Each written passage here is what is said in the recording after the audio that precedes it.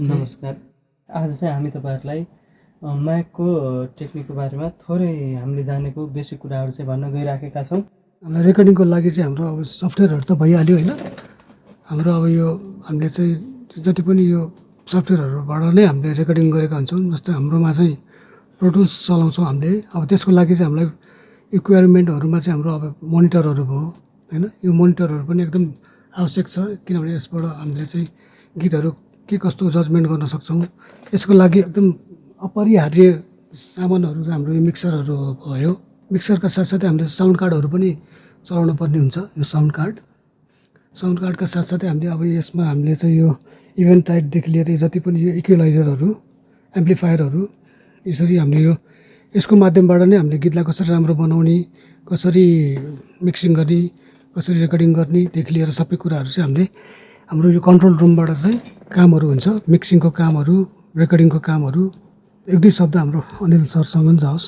र हाम्रो चाहिँ कस्तो हुन्छ भनेपछि जस्तो हामीले कुनै पनि गीत रेकर्ड गर्नुभन्दा पहिला जस्तो एउटा गीतकारले शब्द लेख्नुहुन्छ र सङ्गीतकारले चाहिँ त्यसलाई चाहिँ एउटा लय बनाउने काम गर्नुहुन्छ र त्यो लय बनिसक्यो र गीतको एउटा लय बनिसक्यो र गीतको शब्द भइसक्यो भनेपछि त्यसलाई चाहिँ हामीले चाहिँ एरेन्ज मार्फत भन्नाले जस्तो कम्प्युटरबाट चाहिँ जस्तो हाम्रो सङ्गीत संयोजन गर्ने काम गर्नुहुन्छ र त्यो सङ्गीत संयोजन गरिसकेपछि हामीले चाहिँ उक्त ट्र्याकलाई स्टुडियोमा ल्याएर चाहिँ त्यसलाई इन्सर्ट गरेर त्यसमा अरू लाइभ बाजाहरू चाहिँ हालेर अनि त्यो हालिसकेपछि एउटा ट्र्याक चाहिँ बनाइसक्छौँ र ट्र्याक बनाइसकेपछि उक्त ट्र्याक चाहिँ हामी चाहिँ गायक गायिकाहरूलाई पठाउने गर्दछौँ र उहाँहरूले चाहिँ गीत चाहिँ सिकेर अनि यहाँ आएर चाहिँ स्टुडियोमा आएर गाउनुहुन्छ र गाउँदाखेरि जस्तो हामी चाहिँ यहाँ बसेर हामी चाहिँ टेक लिने गर्छौँ भनेपछि हामी चाहिँ रेकर्डिङ उहाँहरूले गाउनु भएको कुराहरू चाहिँ रेकर्डिङ गरिदिने काम गर्छौँ भनेपछि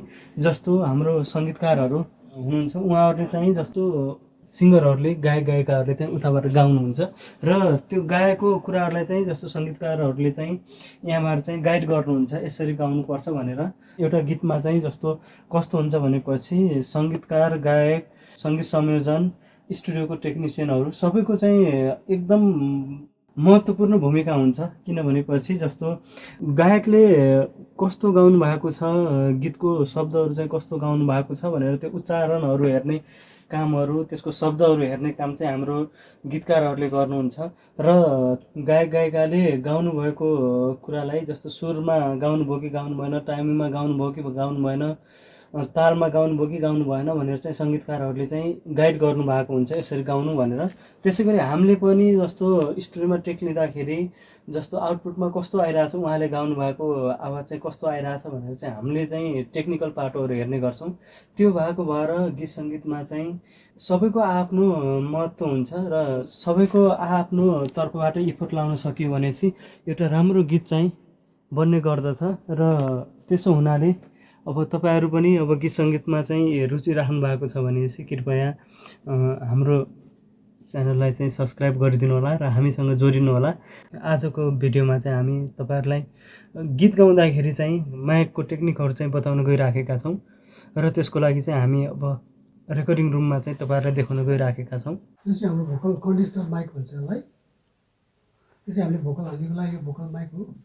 यसले चाहिँ जति पनि यताको सराउन्डहरू चाहिँ सबै टिप्ने भएको र हामीले चाहिँ यो एकोस्टिक बनाएको, त्यही भएर यो पार्टिसनहरू जस्तै जिप्सन बोर्डहरू राखेर जति पनि यो गरेको छ यो चाहिँ साउन्ड प्रुफ हो होइन। अनि यहाँको भोइसहरू बाहिर नजाओस्, बाहिर डिस्टर्बिङ नहोस् भनेर नै हामीले चाहिँ यसरी स्टुडियोको यसरी ढाँचाहरू बनाएको हुन्छ यो पार्टिसन। अनि हामीले चाहिँ भोकल हाल्ने बेला चाहिँ जहिले पनि माइकको आफ्नो लेभलहरू हेर्नुपर्छ। जस्तै यसमा अब जस्तै हामीले चाहिँ भोकल हाल्दाखेरि यो पप फिल्टर भन्छ यसलाई होइन। यसले चाहिँ पप अब यस्तो आउनेहरू चाहिँ यसले चाहिँ त्यो हटाउने काम गर्छ। यो फिल्टरले चाहिँ यसलाई पप फिल्टर भन्छ। हामीले जहिले पनि भोकल हाल्ने बेला चाहिँ जस्तै पप यो यसरी हामीले नापेर बेसिक नलेज दिइरहेको छु मैले, बेसिक कुराहरू। जस्तै हामीले भोकल हाल्दाखेरि जहिले पनि यसरी गाउँदाखेरि यो फु भन्दाखेरि हामीले यसरी छलेर फुल गरेर गाउन सक्छौँ हामीले होइन। अनि त्यो हिसाबमा जस्तै अब माइकको लेभल अनुसार चाहिँ हामीले यत्तिको राखेर गायकहरूले यसरी गाउँदाखेरि चाहिँ राम्रो हुन्छ। 5 औँला जति चाहिँ हामीले यसरी राखेर। हजुर। अब जस्तै हाम्रो बेस लो नोटहरूको भोकल छ भने चाहिँ हामीले अलिक अगाडि आएर गाउनुपर्छ। हाई छ भने चाहिँ हामी यति जस्तो जति आफ्नो बसेको लेभल हुन्छ त्योभन्दा अलिकति पछाडि गएर यसरी चिच्याउने कामहरू चाहिँ अलिक पछाडि गएर गरिन्छ। अब नर्मल भएपछि फेरि सेम ठाउँमा आएर हामीले चाहिँ गीत गाउनुपर्छ। त्यसरी चाहिँ हाम्रो भोकलहरू राम्रो हुन्छ। अनि भोकल हाल्नुभन्दा अगाडि हामीले चाहिँ त्यो सङ्गीतकारहरू अथवा हाम्रो रेकर्डिस्टहरूले चाहिँ हामीहरूलाई चाहिँ काउन्ट दिनुहुन्छ अथवा बारहरू साउन्डहरूलाई चाहिँ हामीले चाहिँ यो हेडफोन लाउनुपर्छ। टक्कै यो लगाइसकेपछि सबै कुरा सुनिन्छ, ट्र्याक बज्छ। ट्र्याक बजिसकेपछि हामीले चाहिँ उताबाट हामीलाई काउन्ट दिनुहुन्छ 1 2 3 गो भन्छ। हामी चाहिँ त्यही अनुसार सर गीत गाउँछौँ। गीत गाएपछि आफ्नो लेभल अनुसार चाहिँ हामीहरूले यो मिलाउनु पर्ने हुन्छ होइन। जस्तै नोजल टोन छ भने चाहिँ माइक अलिक तल गरेर गाउँदा नि भयो।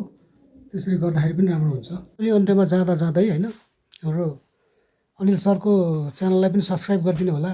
अनि सब्सक्राइब गरिदिनु, मैले पनि सब्सक्राइब गरेको छु। उहाँको भिडियोहरू राम्रो एडिट गरेर मजाले हाल्नुहुन्छ, एकदम राम्रो लाग्छ। नमस्ते।